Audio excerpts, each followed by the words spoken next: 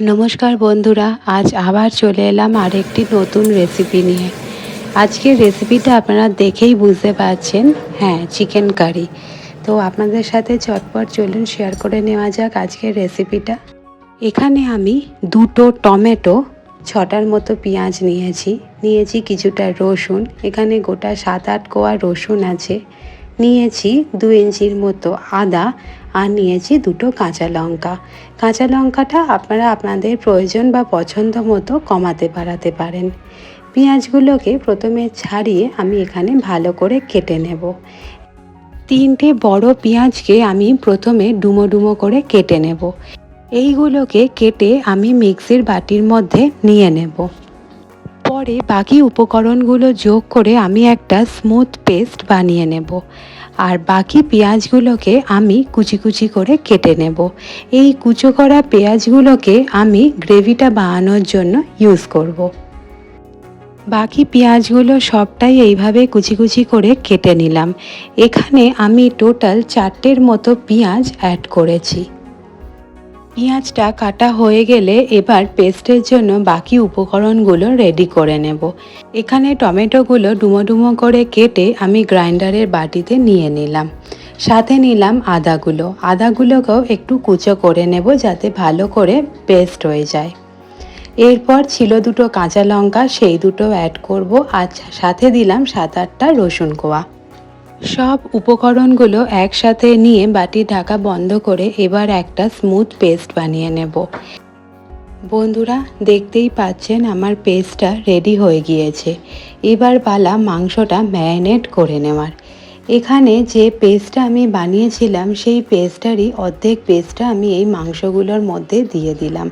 সাথে দিলাম 1 চামচ হলুদ গুঁড়ো, 1 চামচ নুন, আর দেব একটু খানিকটা কাঁচা সর্ষের তেল। সাথে দিলাম 1/2 চামচ কাশ্মীরি লঙ্কার গুঁড়ো। কাশ্মীরি লঙ্কার গুঁড়োটা রং আনতে খুব হেল্প করবে। আর দিলাম 1/4 লেবুর রস। সব উপকরণগুলো হাত দিয়ে ভালো করে মিশিয়ে নিতে হবে। এবার পালা যে বাকি পেস্টটা আছে সেটা রেডি করে নেওয়ার। সেটাতে আমি দিলাম আরও 1 চামচ হলুদ গুঁড়ো, 1 চামচ নুন, আরও 1/2 চামচ কাশ্মীরি লঙ্কার গুঁড়ো, আর দিলাম 1 চামচ জিরের গুঁড়ো, 1 চামচ ধনের গুঁড়ো। আমি এখানে যে মাংসটা বানাবো সেটা মোটামুটি 500 গ্রাম মতো মাংস আছে।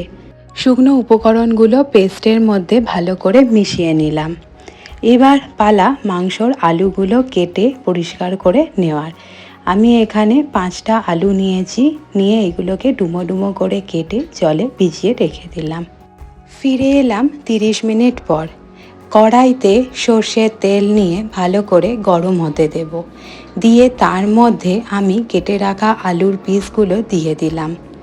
আলুটাতে সামান্য পরিমাণ হলুদ আর নুন দিয়ে ভালো করে আলুগুলো ভেজে নেব। বন্ধুরা, আমি কিন্তু এখানে নতুন সদস্য। যদি আমার রেসিপিগুলো আপনাদের দেখতে এবং শুনতে ভালো লেগে থাকে, অবশ্যই আমার চ্যানেলটি সাবস্ক্রাইব করে নেবেন। এবার আমি কড়াইতে দিয়ে দিলাম কয়েকটা এলাচ, সাথে দিলাম তেজপাতা, কিছু লবঙ্গ আর দারচিনি। গোটা গরম মশলাগুলো দিয়ে আমি এর মধ্যে দিয়ে দিলাম কুচিয়ে রাখা পেঁয়াজগুলোকে দিয়ে ভালো করে নেড়ে চেড়ে লাল লাল করে ভেজে নেব। দেখতেই পাচ্ছেন বন্ধুরা, পেঁয়াজগুলো ভাজা হয়ে গিয়েছে, রঙটাও চেঞ্জ হয়ে গিয়েছে।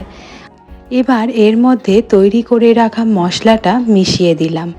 মশলাটা মিশিয়ে আবারও ভালো করে কষাতে থাকবো যতক্ষণ না তেল ছাড়তে থাকে।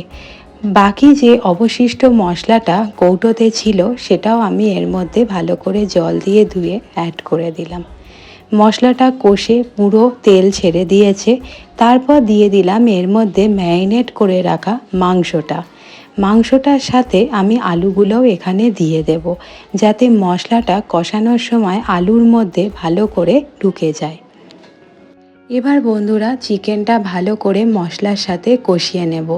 কষাতে কষাতে একটা সময় দেখবেন মশলাটা কড়াইতে পুরো শুকিয়ে এসছে চিকেনের সাথে। তারপর এর মধ্যে দিয়ে দেব খানিকটা গরম জল। জলটা দিয়ে খানিকটা নেড়ে চেড়ে তারপর এটাকে ঢাকা দিয়ে সিদ্ধ হওয়ার জন্য রেখে দেব। মোটামুটি 10 থেকে 15 মিনিট সময় লাগবে চিকেনটা পুরোপুরি সিদ্ধ হয়ে রেডি হতে। তাহলে বন্ধুরা এখানে দেখতেই পাচ্ছেন আমার চিকেনটা কিন্তু রেডি হয়ে গিয়েছে, সাথে আলুগুলোও সিদ্ধ হয়ে গিয়েছে। এবার দিয়ে দিলাম খানিকটা ঘি আর দিলাম গরম মশলা। রেডি আজকে আমাদের গরম গরম চিকেন কারি। আমি এবার এটাকে একটি কাঁচের পাত্রে সুন্দর করে সার্ভ করে নেব আমার ফ্যামিলি মেম্বারদের সাথে শেয়ার করার জন্য।